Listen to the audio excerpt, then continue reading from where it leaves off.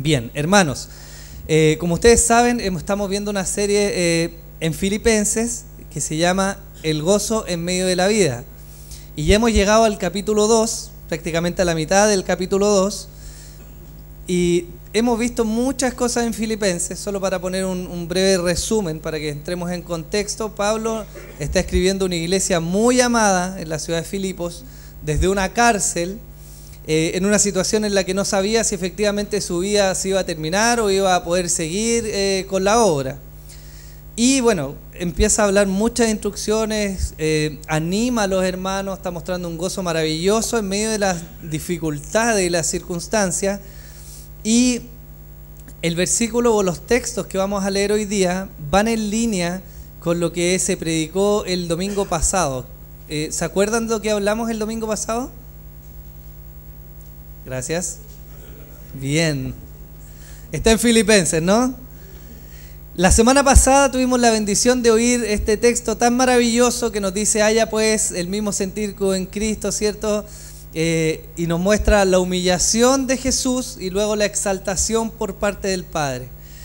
Quiero que tengan esto en mente, porque esto va a ser el marco en el cual nosotros vamos a ver el texto de hoy día. Ya, de hecho, Filipenses es muy curioso cómo ese texto que le vimos la semana pasada, de alguna manera es central a toda la carta. Y muchos episodios de la carta vamos a ver que volvemos a la luz de esa realidad del Cristo humillado y exaltado para interpretar lo que después viene en Filipenses. Entonces les voy a pedir que por favor abran sus Biblias en Filipenses capítulo 2, versículos 12 al 16. Filipenses capítulo 2, versículos 12 al 16, cuando lo tenga me puede decir amén, por favor. Qué rápidos. Bien. Dice así: por tanto, amados míos, como siempre habéis obedecido, no como en mi presencia solamente, sino mucho más ahora en mi ausencia, ocupaos de vuestra salvación con temor y temblor. Porque Dios es el que en vosotros produce así el querer como el hacer por su buena voluntad. Haced todo sin murmuraciones y contiendas, para que seáis irreprensibles y sencillos, hijos de Dios sin mancha en medio de una generación maligna y perversa, en medio de la cual resplandecéis como luminares en el mundo, asidos de la palabra de vida, para que en el día de Cristo yo pueda gloriarme de que no he corrido en vano, ni en vano he trabajado. Como les decía, este texto parte con algo que es maravilloso, que es con un por tanto.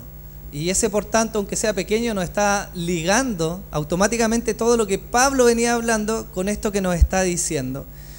Vamos a ver hoy día cómo Pablo está poniendo la mirada de los filipenses en la humildad de Cristo, de este Cristo sufriente, y en su exaltación, para hacerles un llamado de volver a un camino de santidad que algunos probablemente estaban abandonando, ya con la finalidad de retomar la misión. ¿Cuál es su misión? Ser luminares en medio de una generación perversa y maligna.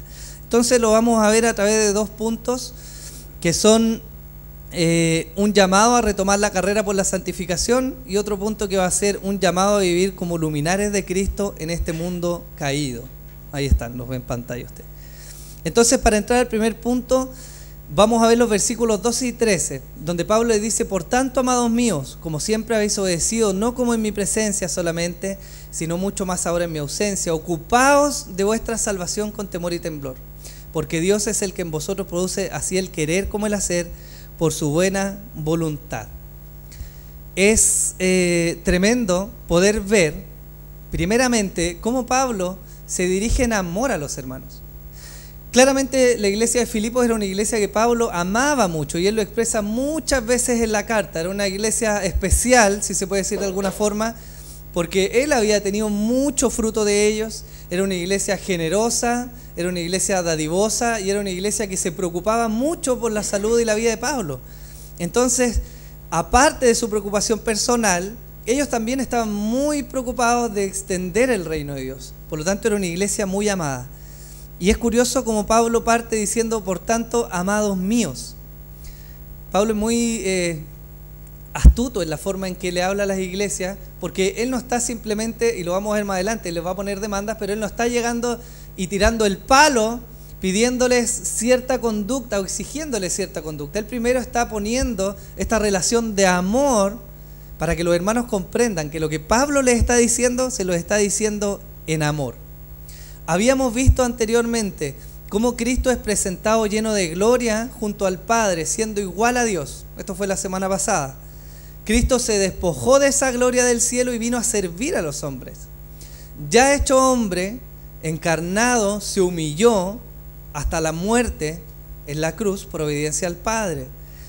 Y una vez en la tumba, como la muerte no le pudo retener, resucitó y ascendió al cielo lleno de gloria, donde recibió un nombre que es por sobre todo nombre y fue exaltado sobre todas las cosas que ya estaban. Por favor, voy a ser repetitivo, pero no se olvide de esto para lo que vamos a ver, es muy importante. Esta es la conexión que Pablo está poniendo en la mente de los filipenses antes de decirle todo lo que le está diciendo. Porque él les dice: amados, ustedes han obedecido cuando yo estaba en medio de ustedes, pero ahora mucho más van a obedecer también cuando yo no estoy. Y luego viene, ¿cierto?, aquella frase que más de algunos de ustedes conocen, ¿cierto?, que dice: ocupaos de vuestra salvación con temor y temblor. Entonces hay una demanda grande que Pablo está poniendo en la mente de los filipenses, pero todo esto está a la luz de nuevo del Cristo exaltado, humillado y exaltado, y en un marco de amor que Pablo le está escribiendo. Un primer punto de estos dos versículos es que Pablo está fijando en la mente de los filipenses no obedecer a los ojos de los hombres, sino obedecer a los ojos de Dios. La iglesia de Filipos había sido fundada y pastoreada por Pablo, y como nos dice Filipenses 3:1, él les había enseñado todas las cosas que ellos ya necesitaban para vivir su vida cristiana. Filipenses 3:1 más adelante nos dice: por lo demás, hermanos, gozaos en el Señor. A mí no me es molesto escribiros las mismas cosas y para vosotros es seguro. Eso lo vamos a ver con más detalle más adelante. Pero este texto nos está dando a entender que Pablo ya había hablado a los hermanos en Filipos todas las cosas que ellos necesitaban para vivir su vida cristiana. ¿Sí? Entonces, ¿qué es lo que ocurre? Que probablemente había una facción de los hermanos en Filipos que tenían en muy alta estima a Pablo y que obedecían a Dios cuando Pablo estaba en medio de ellos. Pero una vez que Pablo no estaba con ellos, existía la gran tentación a dejar de obedecer a Dios. Algunos se estaban apoyando demasiado en Pablo y no estaban comprendiendo algo que es muy real, que vamos a ver hoy día, que es esta idea de que Dios siempre está delante nuestro. De hecho, si lo ponemos hoy día a la luz de nuestra realidad, yo quiero ver que si usted acaso ha escuchado alguna vez a alguien quejarse en la congregación, yo sé que esto pasa en otras iglesias, ¿cierto? Porque acá no pasa, pero gente que se queja y dice: bueno, es que en realidad el pastor no me ha tomado en cuenta, no me ha preguntado cómo estoy. No, es que el pastor no me ha venido a ver, por eso como que no sé si ir a la iglesia. No me ha llamado, no se ha preocupado, no ha venido, no ha hecho nada, ni el pastor ni los líderes. Y de alguna manera usamos como excusa el que alguien nos vigile para despreocupar nuestra vida espiritual. Y eso es precisamente lo que Pablo está atacando en este punto. Porque él les está diciendo: hermano, ustedes cuando estaban conmigo obedecían. Y algunos claramente están obedeciendo hoy día que no estoy. Pero algunos claramente se están desviando. Es muy fácil, hermanos, para nosotros cuando tenemos a alguien encima rendir más, ¿o no? Cuando alguien nos está preguntando constantemente ¿cómo va la oración? ¿Cómo va la lectura? Chuta, nos sentimos hoy ya bien poniéndole y nos acordamos y el hermano me va a preguntar y a veces por temor al hermano o al pastor que me va a preguntar nos preocupamos un poco. Pero muchas veces nos relajamos y muchas veces hay gente que se relaja tanto que después tiene el descaro de venir a culpar a su líder o a alguien de su vida espiritual. Y eso Pablo está atacando en este punto. Algunos se ríen, dicen: ¿seré yo, Señor? Entonces muchas personas en la iglesia, hermanos, culpan a su pastor o a sus líderes o a sus hermanos por una condición espiritual pobre. Otro tiene la culpa. No es mi culpa que no esté orando, leyendo, buscando, instruyéndome. Es culpa de que nadie me está viendo. Y por otro lado, hay muchos hermanos que parecen tener una vida ferviente en el Señor, devota cuando está el pastor, pero cuando no está el pastor o un líder, desapareció. Curioso, ¿no?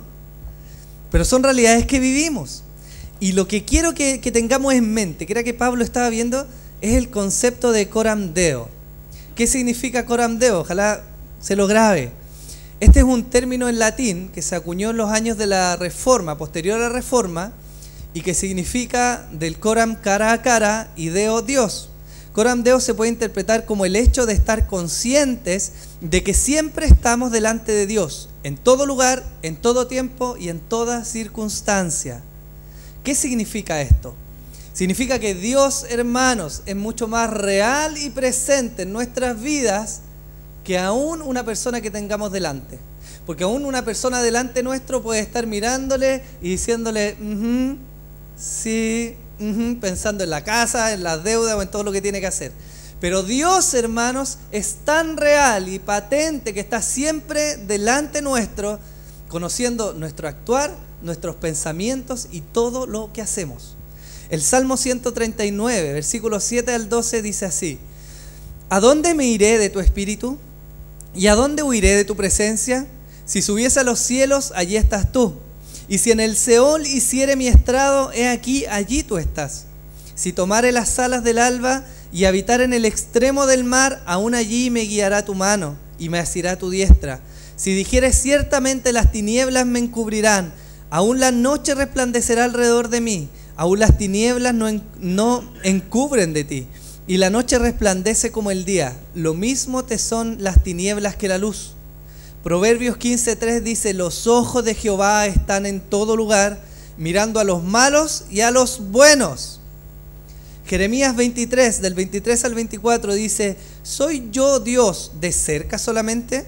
Dice Jehová, y no Dios desde muy lejos. ¿Se ocultará alguno, dice Jehová, en los escondrijos que yo no lo vea? ¿No lleno yo, dice Jehová, el cielo y la tierra? Job 34:21, porque sus ojos están sobre los caminos del hombre y ve todos sus pasos. Qué tremendo, hermanos. Pablo, de manera tierna y amorosa, le dice a los hermanos: yo sé que ustedes han obedecido y creo que van a seguir obedeciendo ahora que yo no estoy. Por eso ocúpense de su salvación con temor y temblor. No perdamos de vista este concepto, hermanos. No perdamos de vista que estamos siempre coram deo, es decir, delante de Dios.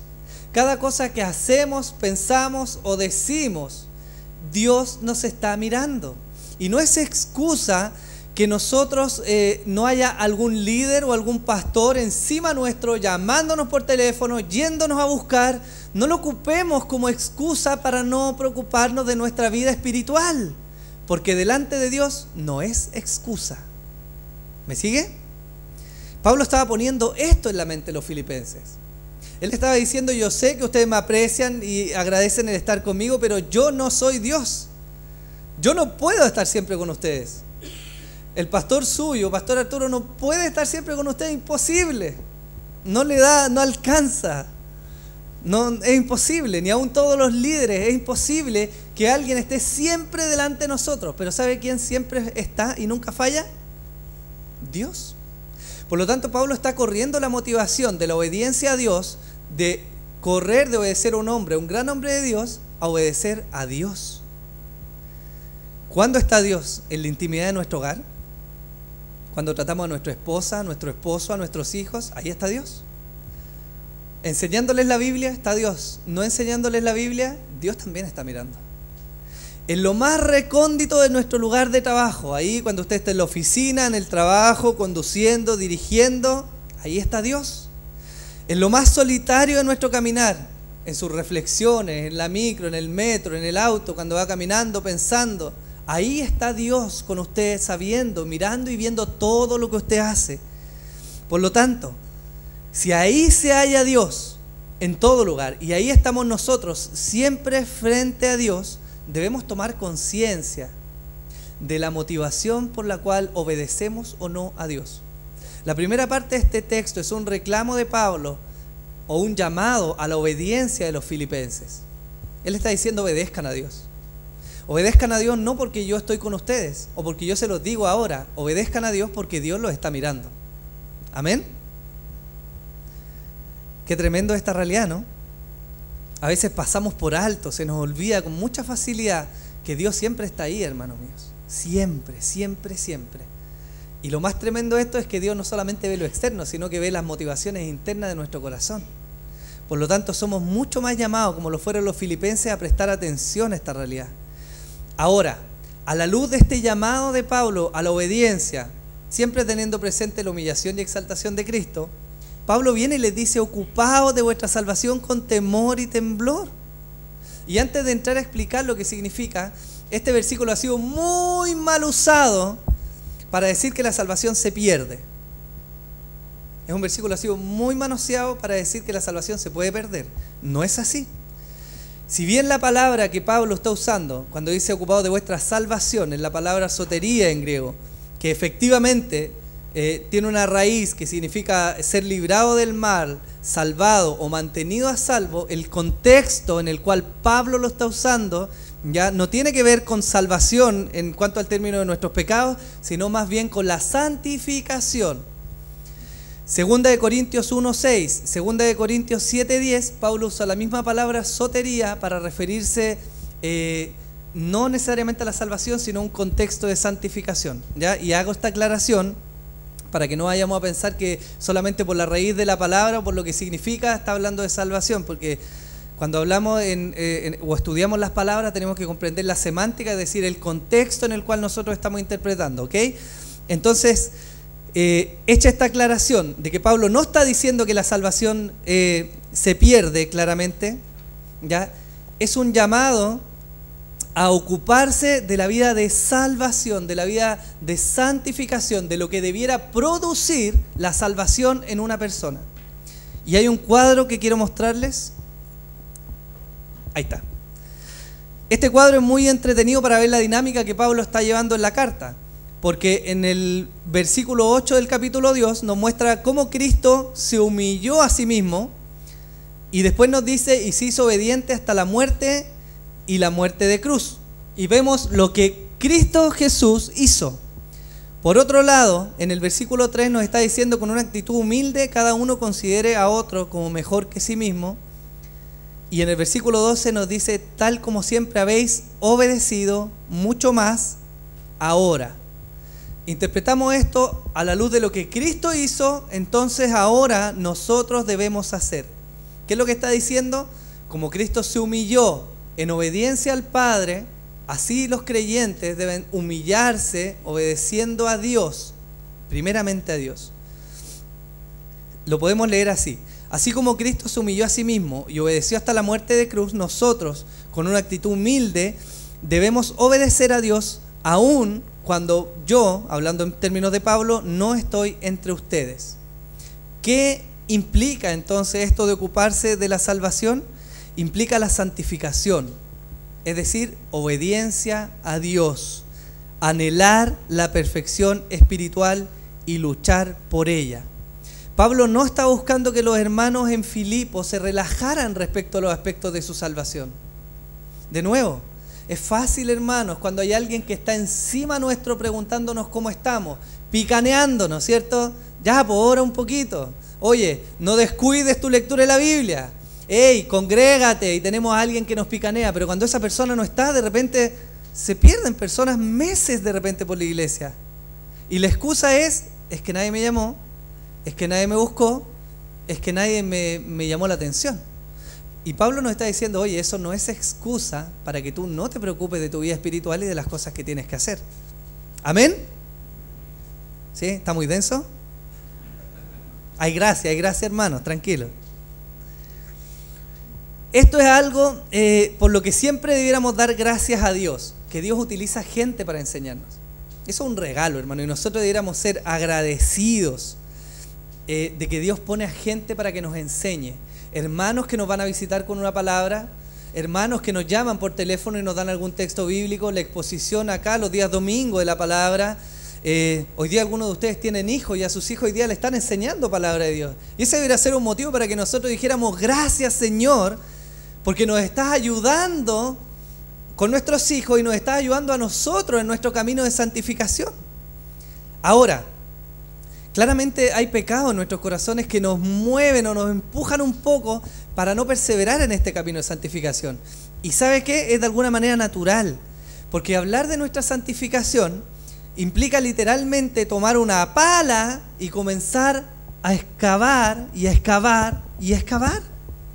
Jesús habló de eso cuando dijo, hay dos tipos de hombre, el que construye en la roca, ¿cierto? Que no sé si habrá algún constructor, pero construir en la roca es mucho más difícil y trabajoso que construir en la arena, donde uno con la manito mueve la arena, ¿cierto? Y puede poner un pollito, un pilón. Pero verdaderamente edificarnos, crecer espiritualmente requiere esfuerzo. Ninguno se despertó y dijo voy a estar en la iglesia y se teletransportó así como y apareció acá, ¿cierto?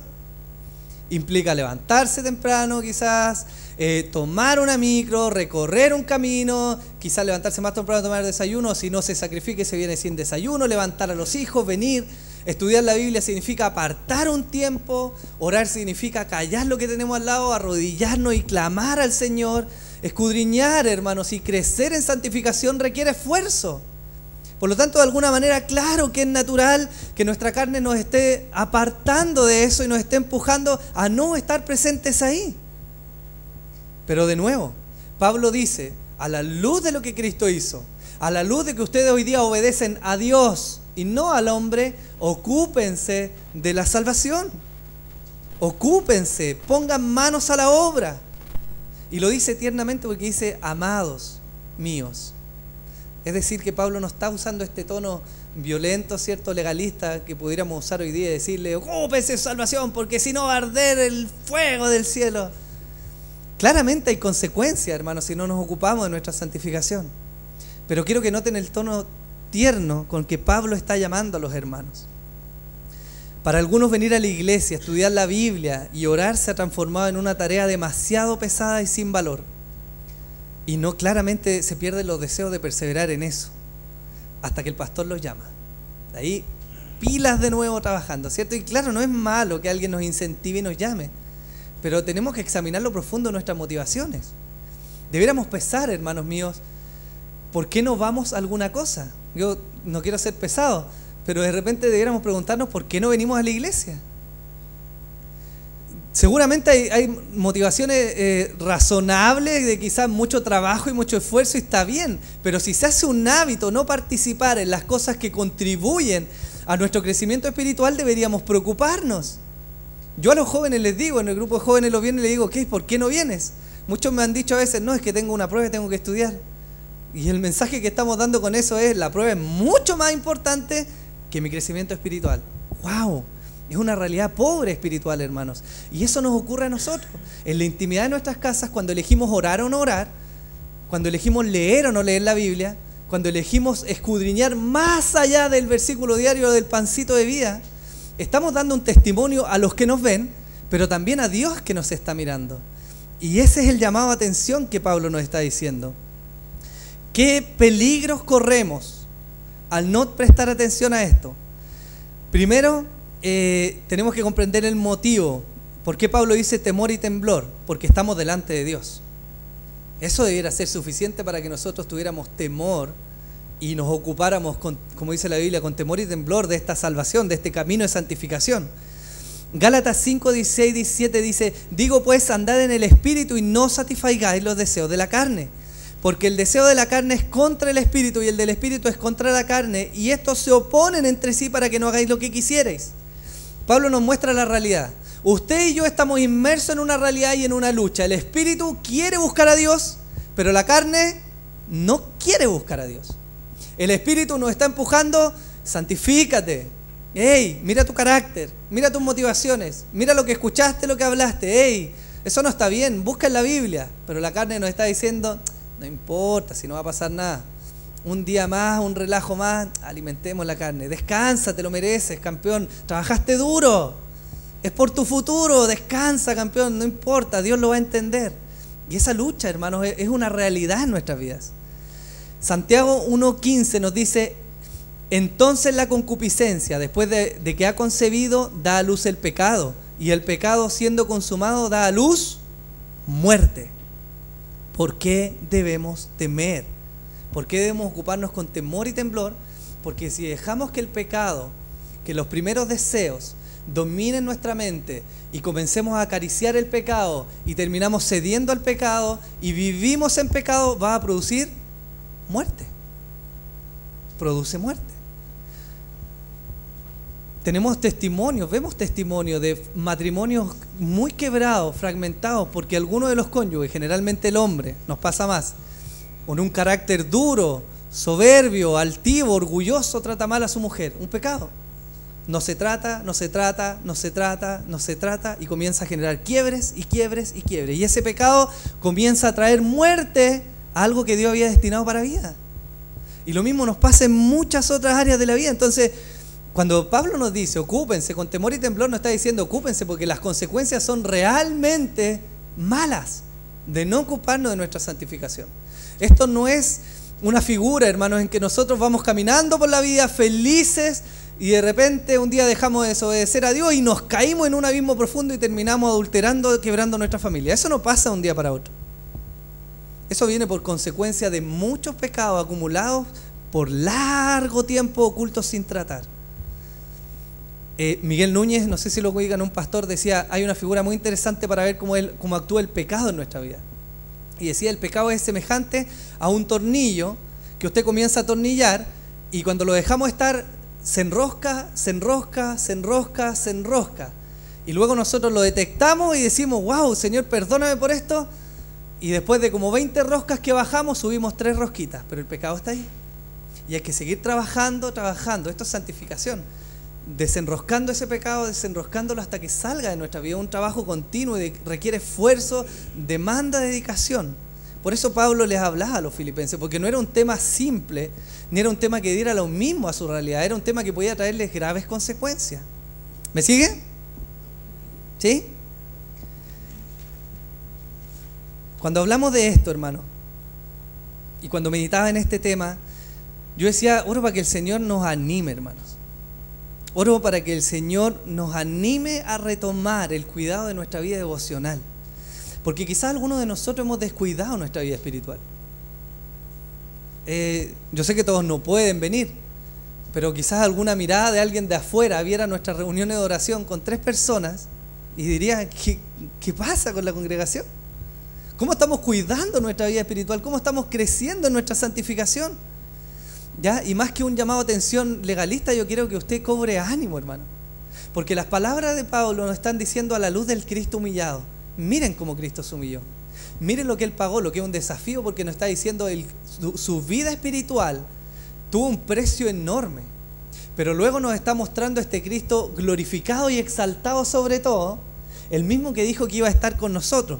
Y de hecho el versículo 13 cierra esa idea, porque nos dice, porque Dios es el que en vosotros produce así el querer como el hacer por su buena voluntad. Y esto es tremendo.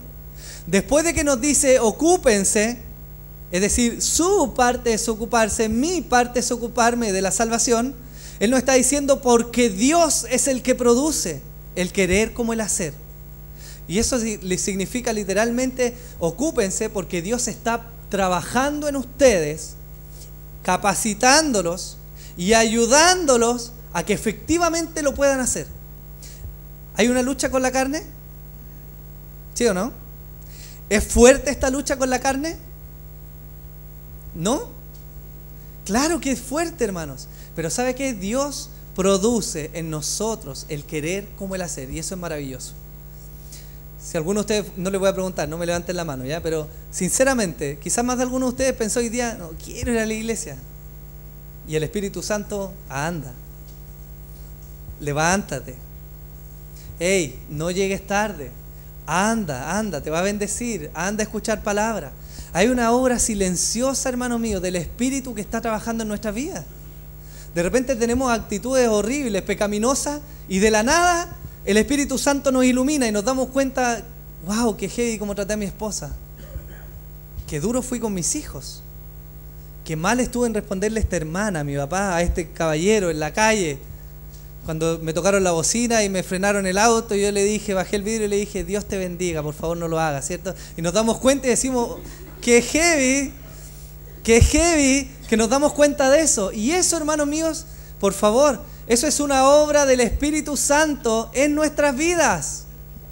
Si Dios nos dejara correr libres con nuestro corazón pecaminoso, estaríamos perdidos. Pero aquí dice, Dios produce el querer como el hacer.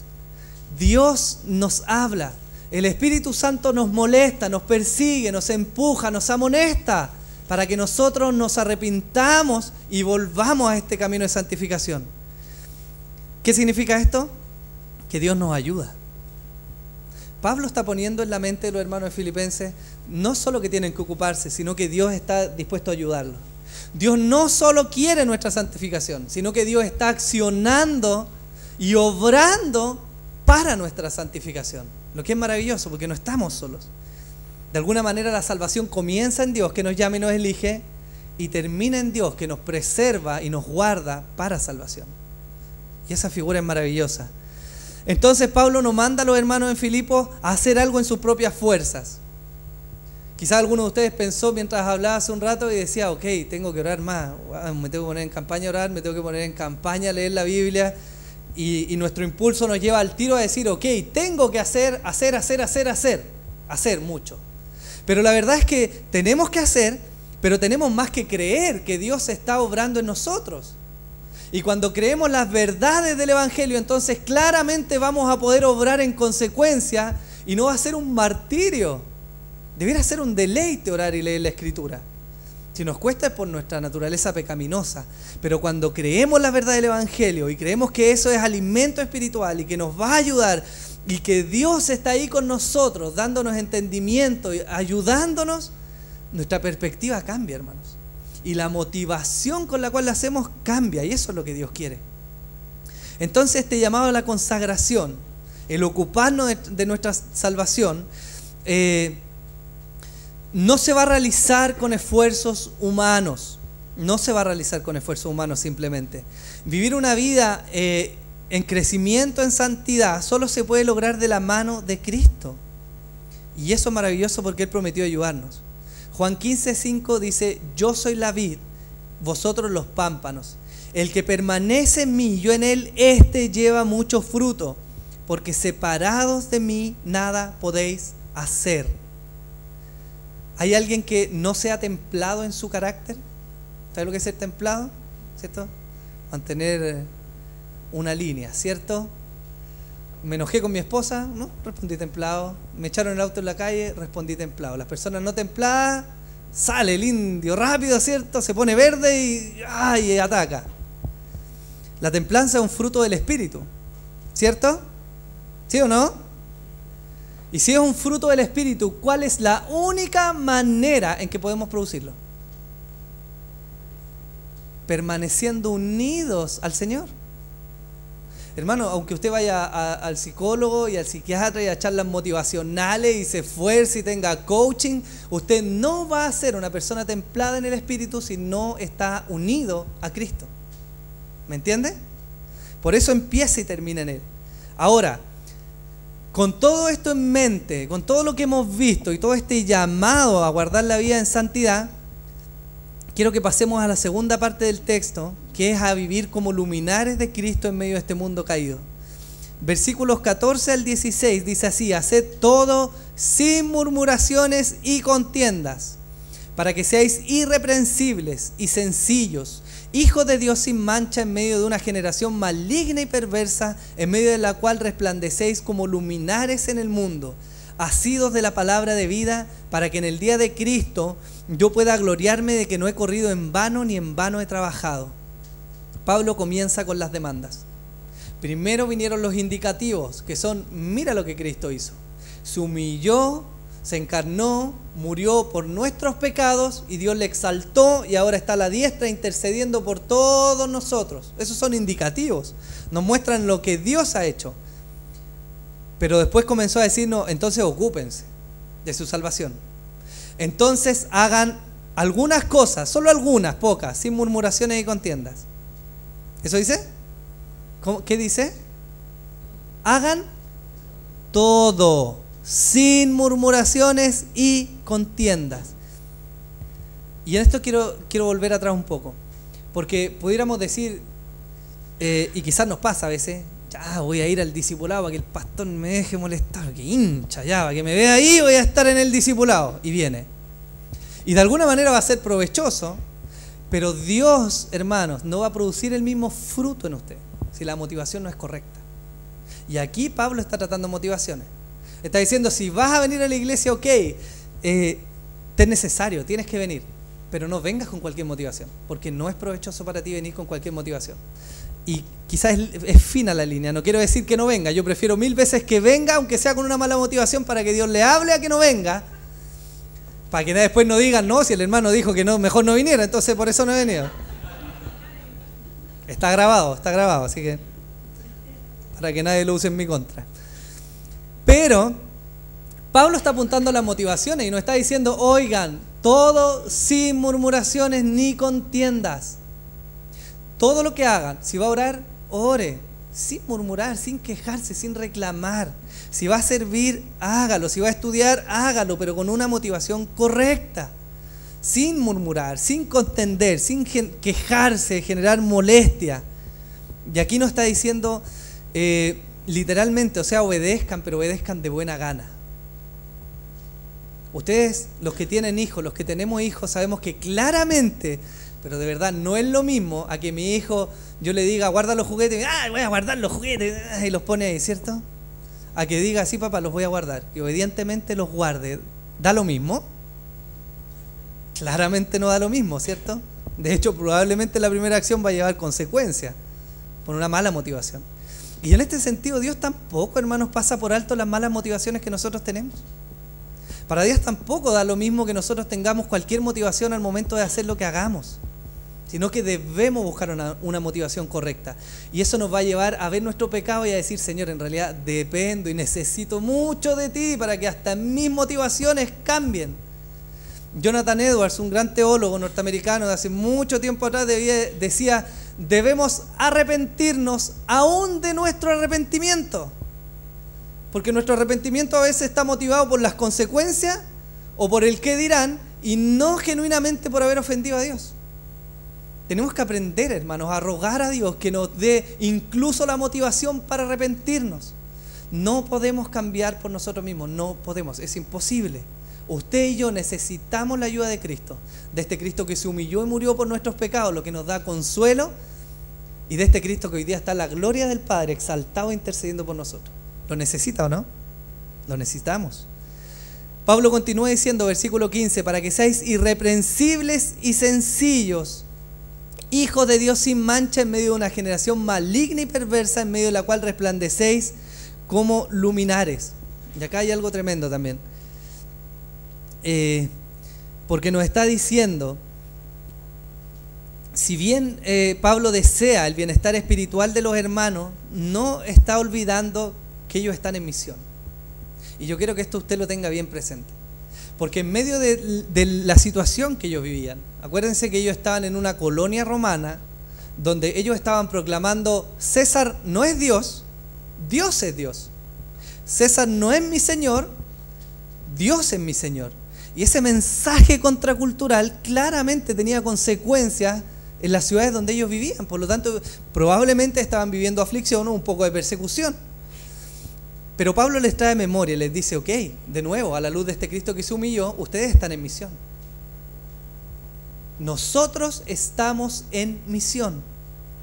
Pablo dice, cuiden lo que hagan, háganlo con motivaciones correctas, sean irreprensibles y sencillos, hijos de Dios. Es como si dijera, hacer todo sin murmuraciones y contienda para que sean. Qué curioso, porque no somos hijos de Dios por las cosas que nosotros hacemos, sino porque Cristo nos otorgó, ¿cierto?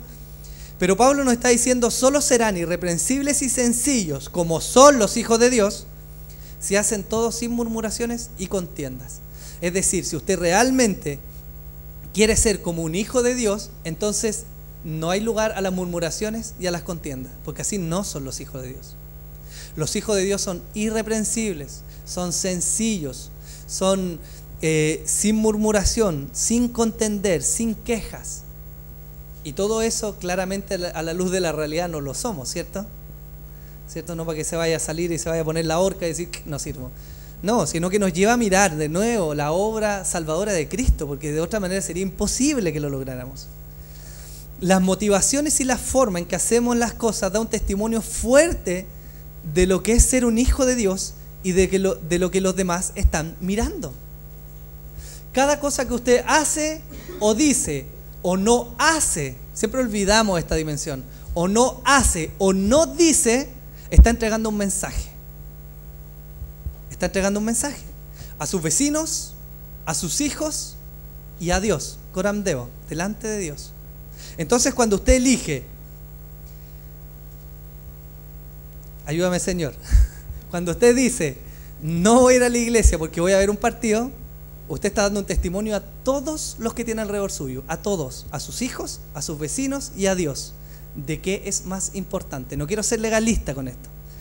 Cada uno su conciencia le remecerá, pero entregamos un mensaje. Cuando no educamos a nuestros hijos y les decimos, oye, no es una opción, anda a estudiar la Biblia, ve a orar, yo te voy a ayudar, yo voy a leer contigo. Le estamos diciendo, la Biblia es transable, el buscar a Dios es transable, la santificación es transable, aunque no se lo digamos directamente. Y tenemos que ser conscientes de esto, hermanos, pues de nuevo, porque estamos en misión. Lo he dicho como 1000 veces cuando he predicado. ¿Qué es lo que la gente que no conoce a Cristo se queja de los cristianos? De que son inconsecuentes, de que hablan del amor y tratan mal a su esposa, de que hablan de la rigurosidad y son flojos en el trabajo, de que dicen una cosa y hacen otra, porque hay una inconsistencia, porque olvidamos a este Cristo que se humilló, que pagó gran precio por nuestra vida y que hoy día nos ayuda, nos ofrece ayuda, pero olvidamos que estamos en misión. Pablo no les soba el lomo a los hermanos en Filipo y les dice, pucha, yo sé que algunos están presionados y prefiero que se preocupen de su santificación, y bueno, no se preocupen, otro día van a predicar y van a hacer testimonio. Él les está diciendo, oye, si quieren ser como hijos de Dios, son luminares en este mundo. O sea, alumbren a su sociedad, alumbren en su trabajo, alumbren en sus barrios, alumbren en sus familias, porque ustedes están en misión. Y nosotros hoy día, hermanos, al igual que los hermanos de Filipenses, estamos en misión, querámoslo o no. Usted cuando se hizo cristiano, más bien cuando Dios le llamó y usted dijo, Señor, me rindo a ti, usted firmó un contrato que no se puede disolver, en el que usted acordó ser testimonio al mundo. Quiera o no quiera, usted lo es, lo somos. Y la gente que a veces no es tan misericordiosa como los hermanos, ellos apuntan duramente cuando nosotros erramos o somos incongruentes en nuestra conducta. En medio de la cual resplandecéis como luminares en el mundo. Usted deberá recordarse dos cosas. Primero, Juan 8:12, Jesús hablando dice, yo soy la luz del mundo. El que me sigue no andará en tinieblas, sino que tendrá la luz de la vida. Jesús es la luz. Amén. Pero también debiera recordar Marcos 5:14, porque dice, vosotros sois la luz del mundo. Una ciudad asentada sobre un monte no se puede esconder. Y enseguida dice, ¿cierto? Que no podemos poner una lámpara debajo de un almud, debajo de un mueble, ¿cierto? Entonces no nos está diciendo ustedes lleguen a ser o postulen a ser o esfuércense por ser luminares. Nos está diciendo ustedes son luminares, porque los hijos de Dios son luminares. No es opcional. El hecho es, y nos remontamos a donde empezamos, es que si no nos estamos ocupando de nuestra salvación con temor y temblor y no estamos corriendo y creciendo en nuestra santificación, claramente no vamos a alumbrar. ¿Me sigue? Amén. Queda poco. Pablo refuerza el llamado de misión. Nada les excusa para desobedecer a Dios. No hay excusa. Nunca la va a haber.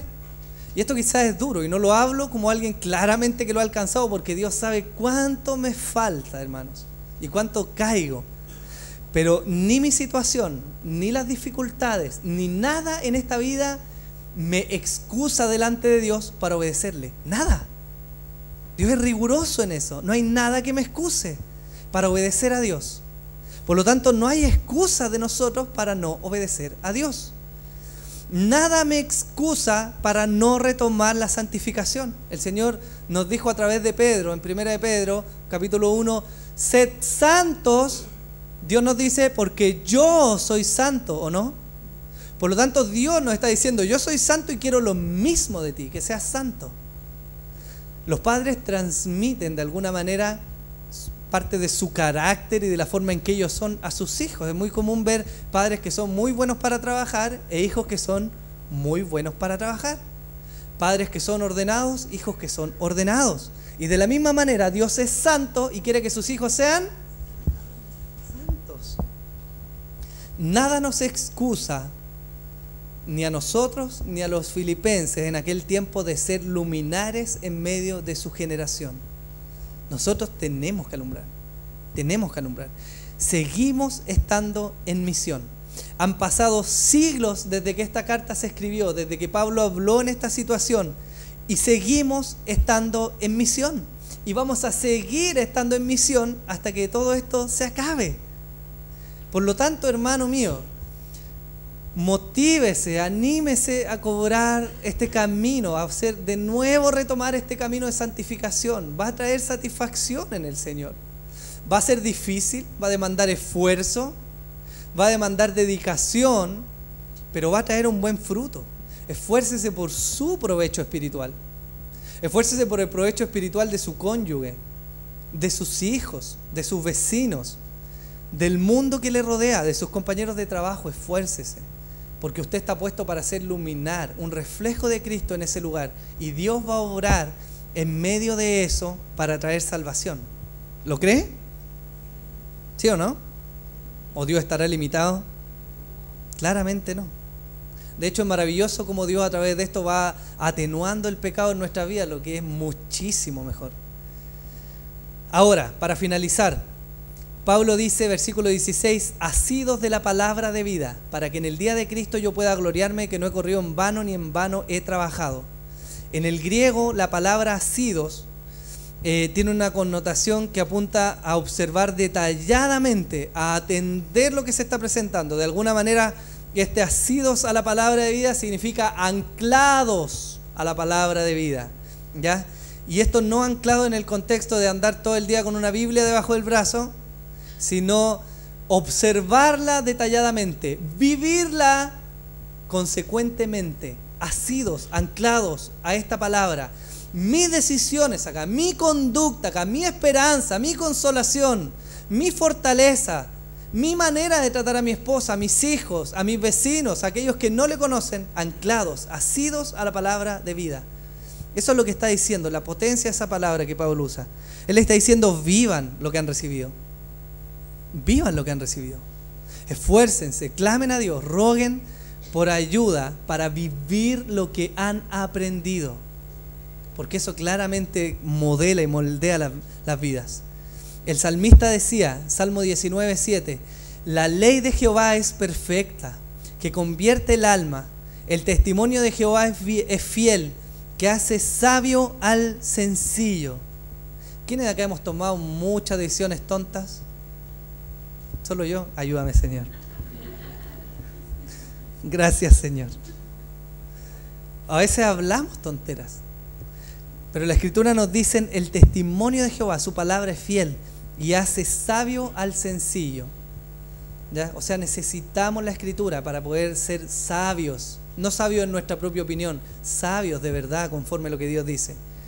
Salmo 119, versículo 105, usted se lo sabe de memoria, ¿cierto? Lámpara es a mis pies tu palabra y lumbrera mi camino. No hay forma de alumbrar nuestro camino ni de ser luminares para el mundo si no estamos asidos, agarrados, anclados, viviendo la palabra de Dios. No hay forma, hermanos. Es imposible. Y finalmente, esto es más pequeño, solo pincelarlo porque la próxima semana se va a ahondar. Pablo expresa de alguna manera lo que hay en el fondo de su corazón y les dice, ok, para que mi trabajo no sea en vano. Pero Pablo no está diciendo, ¿será bueno no trabajar con estos hermanos? ¿Será bueno haber gastado tanto tiempo? Sino que Pablo está refiriéndose a que no ha trabajado ni sufrido por una gloria mundana. Eso es lo que Pablo está tratando de decir. Pablo está tratando de decir que él claramente no ha corrido tras una gloria humana de reconocimiento, de éxitos, de mejores proyectos, de mejores estatus. Él no ha corrido tras eso. Él ha luchado y trabajado para ver hombres y mujeres semejantes a Cristo. Él se ha esforzado para ver un pueblo que lucha por su santificación. Él se ha esforzado para ver un pueblo que vive anclado a la palabra de Dios, en humildad, irreprochable y sencillo. Las metas de Pablo, hermano, nos desafían. Claramente nos desafían. Porque usted y yo nos hallamos en medio de un mundo caído, en una generación cada vez más perdida, cada vez más violenta, más corrupta, más inmoral, cada vez más violenta con los cristianos.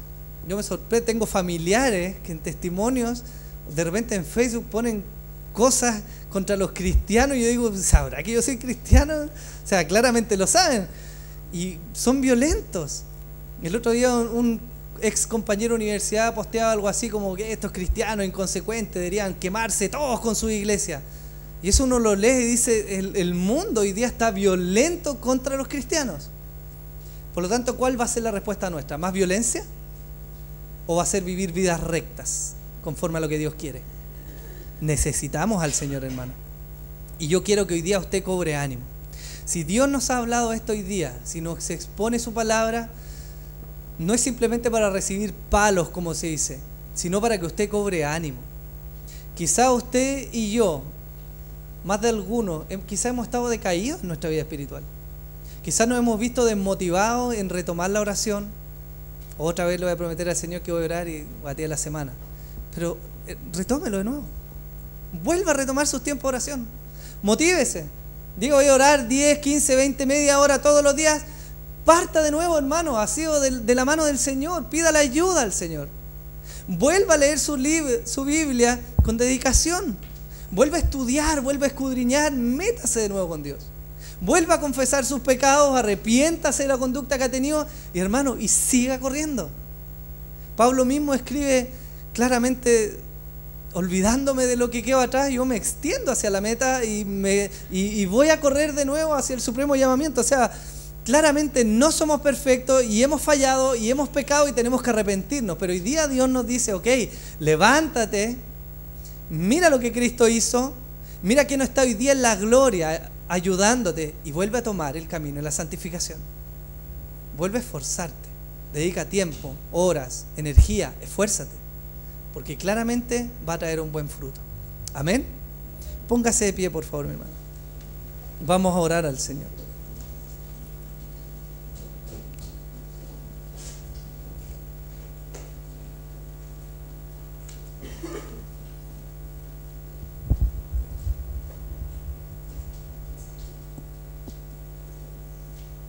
Quiero que tomemos un minuto para que podamos reflexionar y orar. Reflexionar y orar. Quiero que se vaya con esta verdad en su mente. Usted está coram deo, apréndaselo.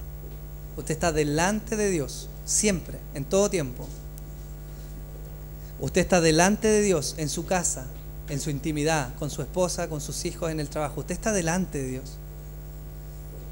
Esta palabra quizás se nos va a olvidar en un par de semanas. El video va a estar, el audio va a estar. Pero Dios va a seguir estando con usted. El Espíritu Santo va a seguir morando en usted. Usted se va a seguir enfrentando a las dificultades de la vida, a la crianza de sus hijos, que wow, que es desafiante. Es muy difícil. Al trato con su esposa, con su esposo. Usted se va a seguir enfrentando eso. Y quiero que entienda que no debe obedecer a Dios simplemente porque hay alguien que usted lo busca. No ponga como excusa que el pastor lo llamó o no la llamó. Eso no es excusa para nosotros dedicarnos a nuestra vida espiritual, porque ningún pastor ni líder murió por nosotros. Cristo murió por nosotros. A Él le debemos obediencia.